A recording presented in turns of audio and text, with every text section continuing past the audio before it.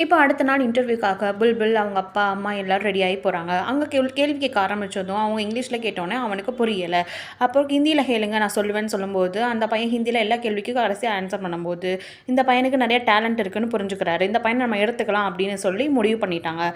அடுத்து அவங்க அப்பா, அம்மாவுக்கும் இன்டர்வியூ வைக்கலான்னு சொல்லி பேசும்போது, அவங்க அப்பா, அம்மா கிட்ட கேட்குறாங்க, "உங்களால ஃபீஸ் கட்ட முடியுமா?" அப்படின்னு கேட்கும்போது, "இல்ல எங்கனால எல்லா ஃபீஸும் கட்ட முடியும் டைமுக்கு" அப்படின்னு சொல்லி இவங்களும் சொல்லிடுறாங்க.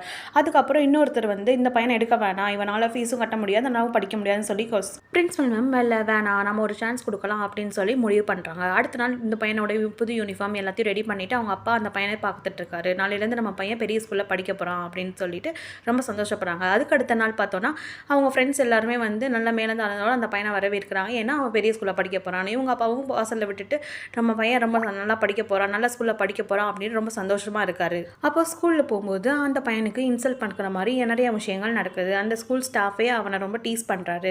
இவரோட அப்பா வந்து ரிக்ஷா ஓட்டுறாரு அப்படின்னு சொல்லி ஸ்கூல் பசங்கள்லாம் கிண்டல் பண்ணி ரொம்ப டீஸ் பண்ண ஆரம்பிச்சிடுறாங்க. இதை கேட்டு அவங்க அம்மா கிட்ட வந்து சொல்லும்போது, நம்மளாம் குப்பையில் இருக்கிறவங்க அவங்களாம் அப்படி தான் பார்ப்பாங்க, நீ படிப்பில் மட்டும் கான்சன்ட்ரேட் பண்ணு அப்படின்னு அவங்க அம்மாவும் அட்வைஸ் பண்ணுறாங்க.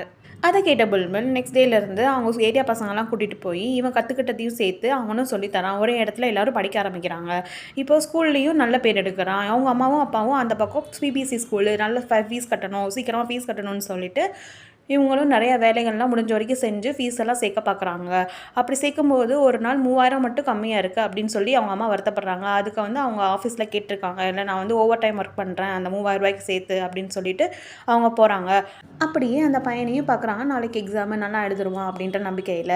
அப்புறம் இவங்க அப்பா வந்து ஸ்கூல் பசங்களாம் கூட்டிகிட்டு போகும்போது பெரிய இடத்த பறக்கிற பையனை மேலே உட்கார வைப்பாரு. அதுக்கு அவங்க அப்பா வந்து சண்டை போட்டுட்டு இவனை இறக்கி விடு, என் பையனை மேலே இதுக்கு உட்கார வைக்கிறேன்னு சொல்லி இறக்கி விடுவார். அதுக்கு புல்புல் நான் ஷார்ட்கட்லேயே வந்துக்கிறேன்ப்பா அப்படின்னு சொல்லிடுவான். அப்புறம் அவங்க அப்பா கடன் வாங்கி சைக்கிள் வாங்கி கொடுப்பாரு.